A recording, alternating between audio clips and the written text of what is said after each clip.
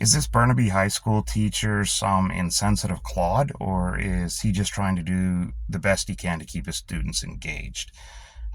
This teacher has had a few complaints lodged against him over the last 4 or 5 years by some of his students, claiming that he's insensitive or that he's embarrassed them or made them feel uncomfortable in the classroom. And it's really just an example of how thin-skinned some children are being brought up these days. It's ridiculous. So he's being forced to go attend a re-education camp so that he can learn to foster a more positive and inclusive classroom environment. Now, keep in mind, according to this article, almost all of the complaints of these incidents came from a single student, one student in a class. So, when you got classes, 35, 40 students, however big or small they may be, and you've got one student complaining, where's the problem? Realistically, where's the problem? Is it really the teacher, or is it possibly the student is just a little too sensitive and they've been brought up to believe that they're little precious gems that should never accept anything in their life that doesn't reaffirm them. Of course, that's not real life, but that's what they're taught to believe. So some of these examples are quite silly, and they're ones that I can relate to directly from when I was a kid. And everybody says this when they get older. Everyone says, "Oh, when I was a young man or when I was a young woman, blah blah blah. Everything was so much better back then." I'm not necessarily saying it was better, but there's no doubt that generally speaking, every generation prior was a little bit thicker skinned than the next one. So it would be true of me too, right? Like most of the boomer generation would say, "Oh, you whiny Gen X." Well, no, that's not true, because we never whine about anything. It's the Gen X, or it's the boomers and the millennials that are always fighting. We just kind of stay low, do our thing, and away we go. So maybe there is some truth to the Gen X is actually the greatest generation. But anyways, kind of digressing there. So one of the complaints he received from one of the students was he was teaching a French class and he was setting up some competition. So he wanted to get this, in high school, he wanted to do a boys versus girls. Oh my God. Oh my God. How terrible. How terrible. Well, in this case, it happened to be very bad because there was a so-called non-binary student in the class. Now, of course, there's no such thing as non-binary when it comes to whether a person is male or female. And for all of those, yes, but there's intersects. Yeah, hermaphrodites make up such a small number. And it's not that people don't acknowledge them. It's just not a large enough impact to mention it all of the time. Right? It's just not.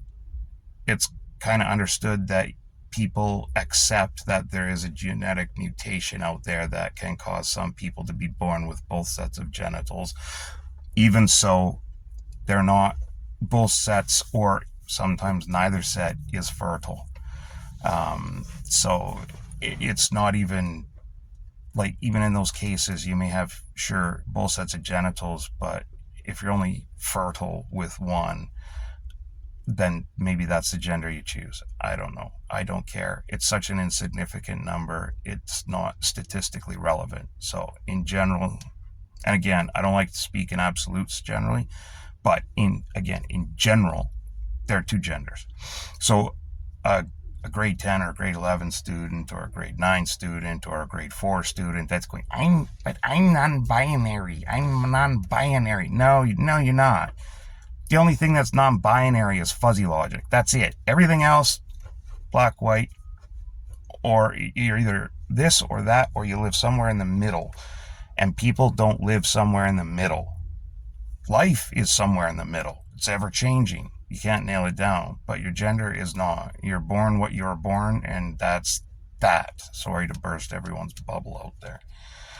So he got a complaint about that one student, and rather than choose to indulge them in their deluded mental health fantasy, he's like, no, boys versus girls. I couldn't tell you how many times we were split up that way throughout K to 12 when you're doing things. It's fun. It's interesting. It's the age-old battle of the sexes, whether it's, a maths competition or some project in one of the sciences that you're working on, or like this, they were probably doing some sort of, vocabulary exercise or something, or, conversational skit development or something like that, boys versus girls. So there's nothing wrong with that. There's nothing wrong with that at all. The only thing I would say that would likely not be right would be if you started mixing boys versus girls in sports. Like, you're not going to put a boys versus girls rugby team together. That's just friggin' retarded. Who the hell would do that? That's right. I live in Canada. Don't answer that. In another one, kind of similar to the boys versus girls one, he was teaching a class, and there was a couple of students who were changing their gender, and as teenagers, probably changing their gender more often than they were changing their underwear. And he's like, I can't keep track of what you are, from a day-to-day basis. It's always changing. And so he just refused to, not necessarily refused, he just didn't use their preferred pronouns because he's a grown adult and he's not mentally ill. And so he chose to do the right thing and try and shock these kids into what the real world is going to hold for them. All this crap you see on the news and everything about this kind of stuff, we're talking an insignificantly small, statistically insignificant portion of the population is not relevant. So these kids see all this crap where they're being fed false narratives that when they get into the real world, everybody's going to bend to their will. You're a gender this today, you're a gender that tomorrow, and everybody in the office is going to affirm that you are correct and you are precious and you are this and that, and they're going to call you by your preferred pronoun no matter how many times you change it. Now, that's not going to happen, okay? You see this crap on the news because they cherry pick these stories. In the real world, that's not going to happen, right? What's going to happen is you're going to be constructively dismissed from wherever you're working, if not outright just fired. Nobody wants to deal with that crap. It's tough enough to run a business these days. As a manager, it's tough enough to make sure that your team is cohesive and moving in the right direction. Everyone's getting along. And this kind of stuff, it affects productivity. It affects team efficiencies. And there's no room for it. So you're going to find yourself sitting in a broom closet somewhere, taking inventory of how many elastic bands they have in the stores. That's what you're going to be doing. And one day you're just going to go, I can't do this anymore. And you're going to quit. And that saves them from having to fire you and then you suing them and blah, blah, blah. That's real life. Take that one with you wherever you go, because that's what's going to happen. People aren't going to pat you on the head and say, oh, you're such a brave individual because you change your gender every day. No, you're mentally ill. You're sick. You need help. All right. You need help. And for those that go the extra step and actually, chop things off or glue things on, My goodness, man, your friends and family and medical professionals have failed you. I'm sorry to say. You're never going to be happy. This is all superficial stuff you're doing to yourself, and that's not going to make you happy ever in your life. I digress again. I saw a squirrel run by. Um, another, this one made me laugh because I've actually heard this one, not in high school. This was when I was at BCIT, British Columbia Institute of Technology, which we like to think of it as the West Coast version of MIT because screw Caltech. He asked the teacher asked one of his student of Japanese descent why Japanese kids go to parties and drink so much so fast that they end up throwing up early and having to leave the party early. I thought that was kind of funny. I can see it if you're a kid. Maybe you don't take too kindly of it. Maybe it is a little insensitive, but it's not something that I would lodge a complaint over, right? Like, it seems kind of, again, thin-skinned to cry about something like that. Then there's another one which I can directly relate to personally, which in grade 9 class, he was talking about countries that use the suffix "stan," so like, and what their country folk are called. And so he used examples. He's like, okay, if people from Afghanistan are Afghans and people from Uzbekistan are Uzbeks or Uzbekis, I don't know, Uzbeks. It says in the article Uzbeks. Then why is it not okay to call people from Pakistan Pakis? And of course, there's one student in the class who's a descendant of a family who emigrated from Pakistan, and they took offense to that. And I can hear people already going, well, that is offensive. You can't do that. You can't call people that. That's just rude. Well, you know what? I don't know if it's necessarily insensitive or rude. It's just a question, right? It's a rhetorical question to get kids to engage and think. I mean, when I was growing up, my dad immigrated from Germany after World War II. He was born during the war, and he and my grandma made a hell of a trek to get here to Canada. And when my sisters and I were going through the school system, it wasn't uncommon for us to get lumped into that group of, because there were still a lot of sour feelings towards Germans, even in the 70s and 80s. And so it wasn't uncommon for us to get grouped into Nazis, right? Like, there would be backhanded stabs by various teachers throughout the years about, oh, we have our very own like Nazi in the class, or we're lucky students because we have a descendant of the Reich right here.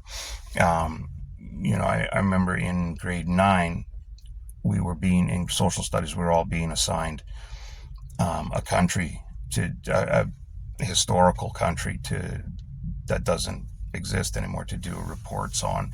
And of course, I was selected to do Germany under the Nazis in the 1930s.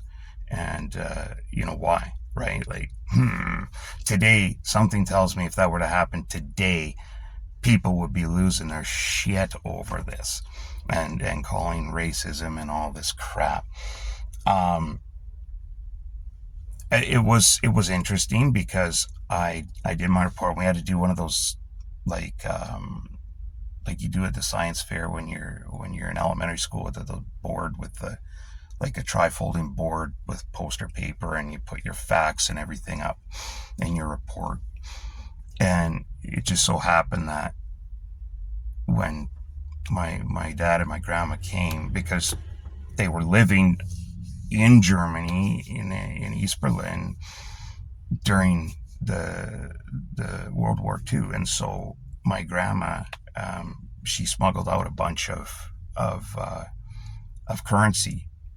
So I had actual like Nazi coins from their national currency from that time period that I was able to put up on my poster board, and display. And one of the other social studies teachers came in, and he was looking at my board, and he was really, really impressed with it. And he was British, hardcore British, and he had nothing but compliments. But again, it just goes to show you, I did it. I shut my mouth. I just did the report and didn't think anything of it.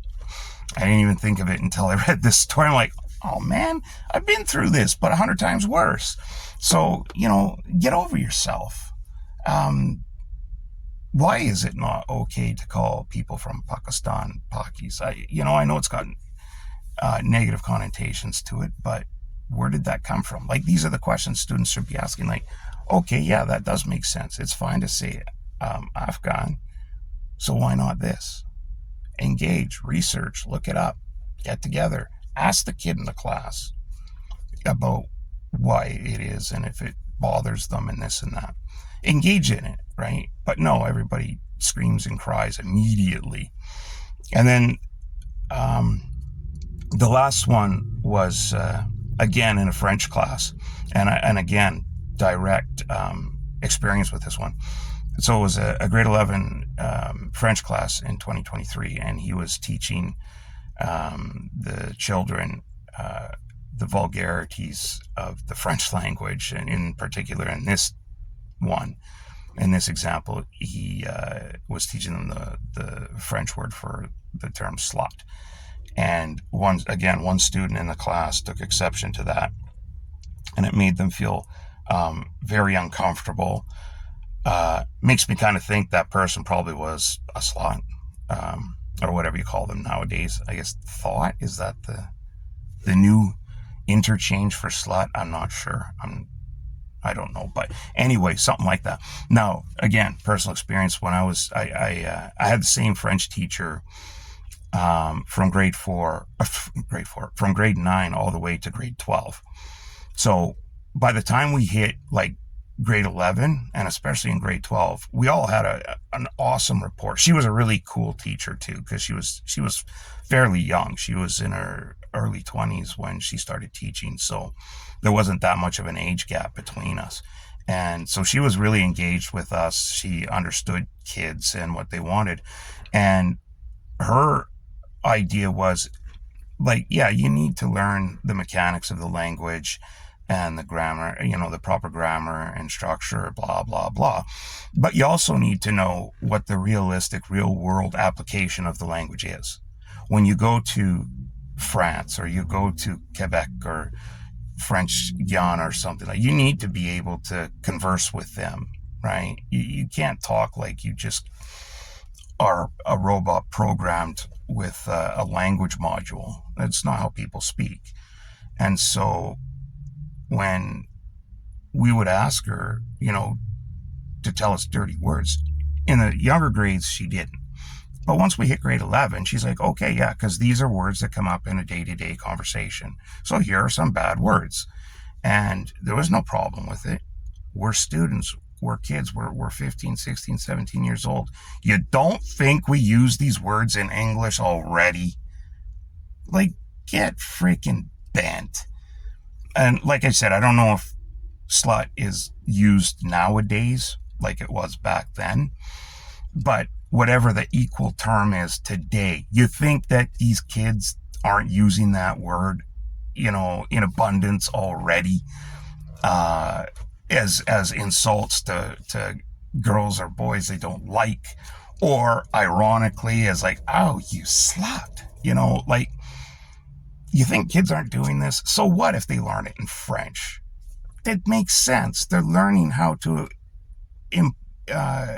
use the language in real life, to have a real conversation. and not just learn the accepted words from a textbook, right? So again, I don't see what the problem was. And again, one student felt bad, one, and it caused this was like, one of those straws on the camel's back thing. So now he's being, like I say, he's being forced to first off, he is forced to apologize, or they're going to suspend his teaching. They have suspended his teaching license, conditional on whether or not he completes this course of fostering a positive learning environment, right? Positive and inclusive learning environment. So once once that's complete, then he can go back to teaching. If he chooses not to do it, he loses his job. That's ridiculous. And he has to get down on his knees and make peace and appease the god of IED, or out he goes. And I've decided that inclusion, equity, and diversity is more descriptive of the whole philosophy than what it is normally: diversity, equity, and inclusion. And the reason I say that is because when you accidentally step into one of these inclusion, equity, and diversity issues, it blows up your whole life. So I kind of felt that it's more apt to call this kind of crap IED from now on. Because when you encounter an IED issue, your life gets blown up. Like this guy. He's been a teacher since 2002. Over 20 years, going on 25 years. And just now, I'm sure he's taught the same way he's always taught his entire career. But just in the last couple of years, now it's become an issue because everyone is so bloody sensitive. People, pull your heads out your collective asses, grow the hell up, get a thick skin, or at least a thicker skin, and just live. Not everything is against you. Not everything is about you. Right? I don't give a flying furry fuck what gender you think you are. If you are a male, you are a male. If you are a female, you are a female. So don't put that on other people. If you want to be something that you're not, don't put it on other people to know that. I mean, if you're a 6'4" dude, 320, and you're like, I'm a woman, sir, please address me as such. No. So don't get mad when people say sir to you when you look like that. And likewise, when you look like Ellen Page, even now, don't be surprised when somebody says ma'am, right? I mean, just don't. So